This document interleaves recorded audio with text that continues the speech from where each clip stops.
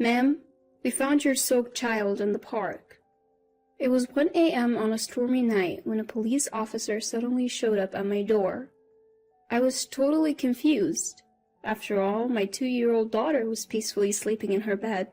The officer had with him a little girl, around 4 years old, wearing tattered clothes and looking frail.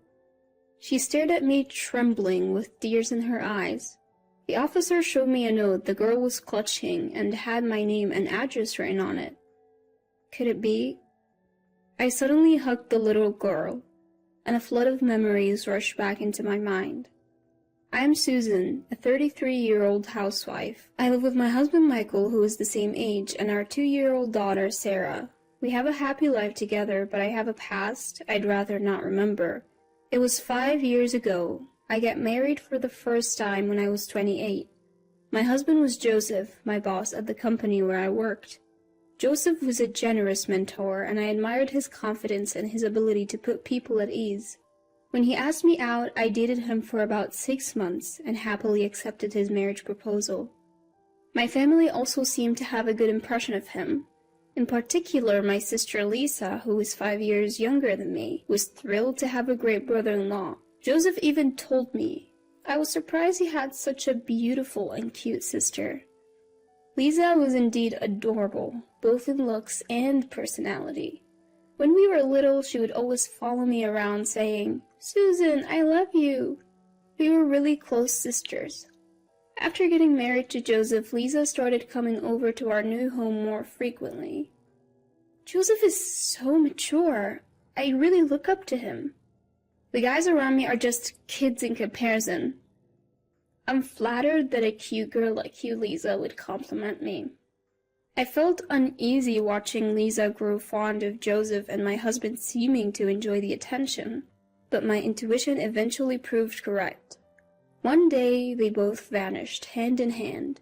They left behind a note saying, "Susan, I'm sorry," along with filled-out divorce papers. Life can be dramatic, but who really goes through something like having their husband and sister fall in love?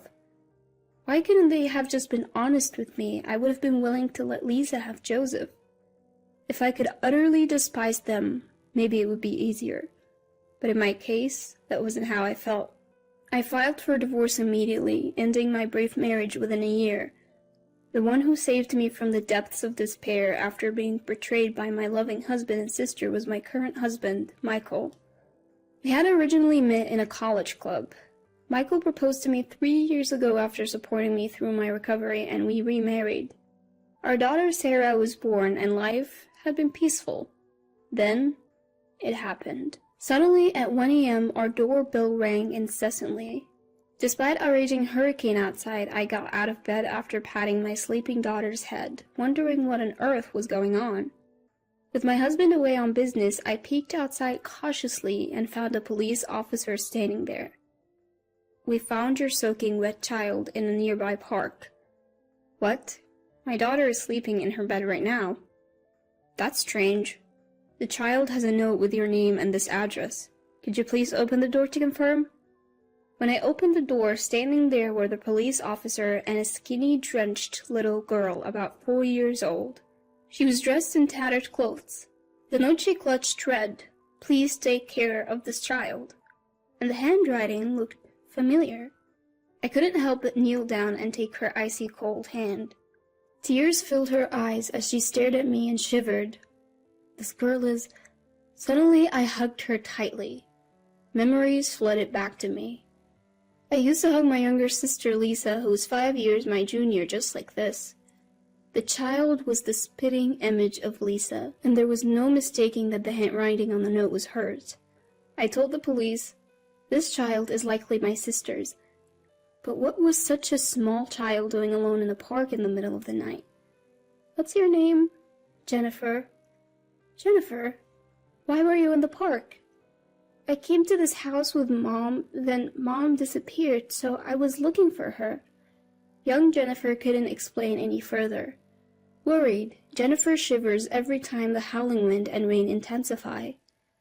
I softly assure her, "She's soaked. If I don't get her into a warm bath and change her clothes, she'll catch a cold." I had some larger clothes a friend had given me, which their kids had outgrown. I got those ready for her. While I'm helping Jennifer out of her clothes in the bathroom, I let out an involuntary gasp. Unbelievably, her body has multiple bruises as if she's been pinched and slapped. My heart tightens thinking what she's been through with such a small body. To top it off, she's wearing a handmade charm hanging from her chest over her undershirt. Curious as I am about it, I put it aside for now and get her into the bath. After the bath, when I comb her hair and dress her in clean clothes, Jennifer looks remarkably refreshed and adorable. She's thin, but she strongly resembles my sister Lisa when she was young. I'm convinced Jennifer is Lisa's daughter. I took her into bed, wrap her in a blanket, and hug her. "Rest easy. Good night," I say. She murmurs, "So warm," and, reassured, falls deeply asleep.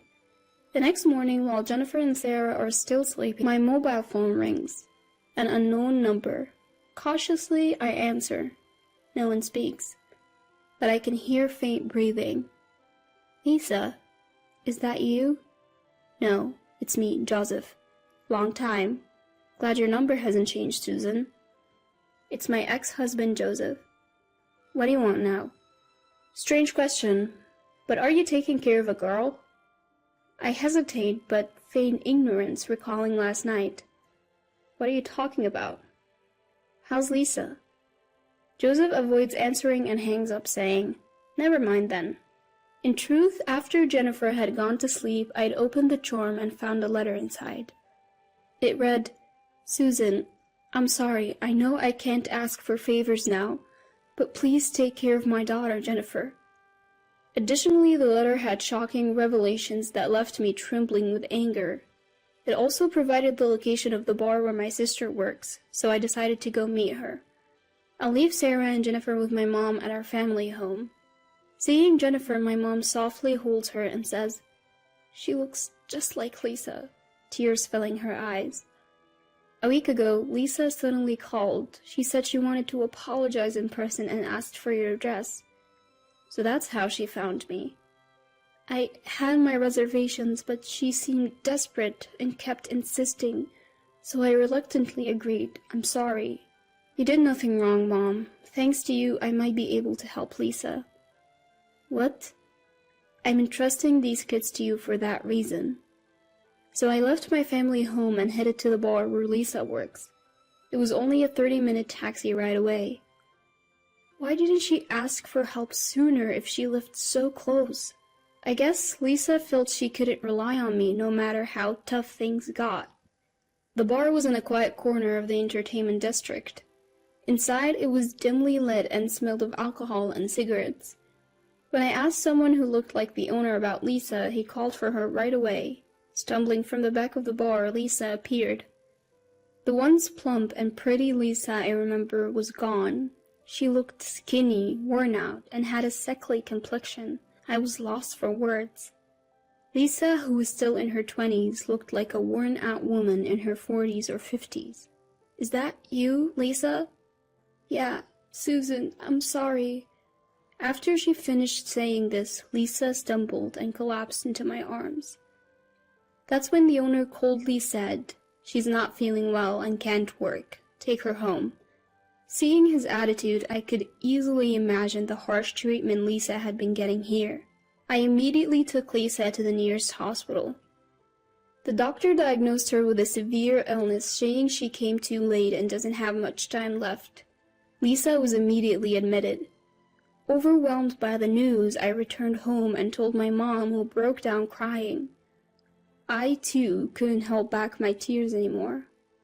"I'll take care of Jennifer, Mom. Let's support Lisa together." "Yes, I'll do everything I can." Having made this promise with Mom, I took Jennifer and Sarah home. My husband Michael, who returned from a business trip that night, was shocked to see one more child in the house. When I discussed Jennifer with him, he said, "Let's pray for Lisa's recovery. In the meantime, Jennifer can stay with us." The next day, when we took Jennifer to visit her mom in the hospital, she ran up to Lisa crying. "Mom, I've missed you." "Jennifer, I'm sorry. Are you okay?" "Yeah, I'm fine." Aunt Susan is really nice." Tears in her eyes, Lisa lovingly stroked Jennifer's hair. My sister thanked me and gave me something to help protect Jennifer. From then on, Jennifer stayed with us and we occasionally took her to see Lisa in the hospital. After about 10 days, Jennifer, who had been so frail, started to look healthier and even smiled a bit. She grew fond of Sarah, almost as if they had been sisters forever. Just when I was happily watching the two of them play, I got a call from my mom back home. "Joseph just showed up at the house," she said. "I am demanding to know where Lisa and Jennifer are. Hand them over right now." "I got scared and gave him your address. I'm sorry. Get out of there before he finds you." I was hurriedly getting the kids ready to leave when the doorbell rang multiple times. Could it be Joseph already? I peered outside, and sure enough, there he was, face red with anger. Seeing him like this, something in me snapped.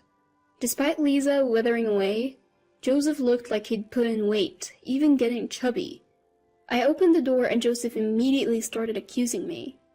"Heard you got remarried and live in a nice house, enjoying the high life, huh?" "That's none of your business," I retorted. "I know Lisa and Jennifer are here. Bring them out now." "Even if they are, I can't hand them over to you." "I need Lisa to work or we don't have money. Bring her out."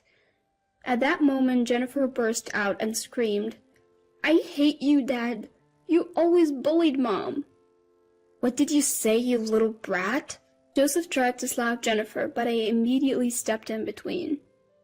"Lisa is in the hospital because of you. She's sick because you forced her to work and didn't allow her to get medical treatment." I had read about Joseph's recent behavior in a letter from Lisa that was inside the charm Jennifer was wearing. When Lisa got pregnant, she and Joseph left home together. Soon after Jennifer was born, they were broke and struggling. Joseph then began verbally abusing Lisa and Jennifer, saying, "This is all your fault." He took all the money Lisa earned from her job at a bar and squandered it on gambling and fun. They were left without even food. Eventually the stress piled up and Lisa fell ill, but they had no money for medical care. My sister had written, "I won't be able to raise Jennifer if things keep going like this. At least I want to save our child." So she thought it would be best to entrust this matter to me. However, when Joseph heard it, far from showing remorse, he spat out foul words. "Lisa and Jennifer are to blame for everything. They ruined my life. It's only right that they make amends. I don't know what sort of life you've been leading, but you've brought all this upon yourself. It's all your own doing." "No, Lisa came on to me. I had no choice but to get involved. It's all her fault." "You got to be kidding me. You're the adult here, and you took advantage of a young girl like Lisa. You've done terrible things to my sister and Jennifer. I'll have you prosecuted." "You have no proof. Still think so after seeing this?" I showed Joseph pictures of Jennifer covered in bruises as well as medical reports saying Lisa also had bruises all over her body. Joseph's face changed for a moment, but he soon began to taunt me again. "See? Women are so foolish. Who's to say who caused those bruises? Especially with Jennifer. It could have been her mother." "You're a despicable man. I have more evidence. Take a look at this." I showed him a mobile phone entrusted to me by Lisa. The phone contained audio clips of Joseph spewing abuse and committing acts of violence, providing ample evidence. Suddenly, Joseph lunged at me, trying to snatch the phone away. "Stop it! What are you doing?" At that moment, Michael and the police arrived, raising their voices and pulling Joseph's grabbing hand away from me. Actually, right after receiving a call from my mother, I had contacted my husband and the police. "Joseph, what you've done to my sister and Jennifer is unforgivable. I'll be handing all the evidence over to the police. You better reflect on your actions." Joseph was immediately taken away in a police car. Michael looked at me with a mix of disbelief and concern, letting out a sigh. "You should have waited for me. What you did was reckless. I'm sorry, I just couldn't stand Joseph anymore." "Are you hurt?" As he said this, looking me over for injuries, I felt so grateful that I had married this man. That night, we got a call from the hospital. Lisa's condition had suddenly worsened and she was critical. I rushed there with Jennifer. Lisa was barely breathing, but still conscious. Hang in there. Joseph is arrested now. You're safe. Susan, I'm sorry. I messed up. Don't say that. I'm the one who introduced you to that horrible man. This isn't your fault, Lisa. Thank you. Please take care of Jennifer. Don't worry. I'll look after her until you get better. You need to hang on. Jennifer gripped Lisa's hand tightly, tears streaming down her face. Mom, Jennifer, I'm sorry. I'll be watching over you from the sky. Be a good girl. Mom, I'll be good. I want to be with you. Mom, Jennifer. And with that, Lisa lost consciousness. My sister passed away quietly the next day. Our prayers went unanswered. If I had stayed with Joseph, my daughter and I might have faced a similar fate. I wonder if Lisa became my stand-in. I can't shake that feeling. After the trial, Joseph was sentenced to prison. My parents filed for compensation and child support from Joseph. His parents apologized for their son's actions and offered to cover the costs. They promised to make him work to pay them back after his release. Jennifer chose to live with us, so we plan to adopt her. The compensation and child support will be saved for her future. Now, Sarah looks up to Jennifer like a real sister. Seeing them together reminds me of my own sister and me when we were young. I'm committed to supporting both of them as they grow up.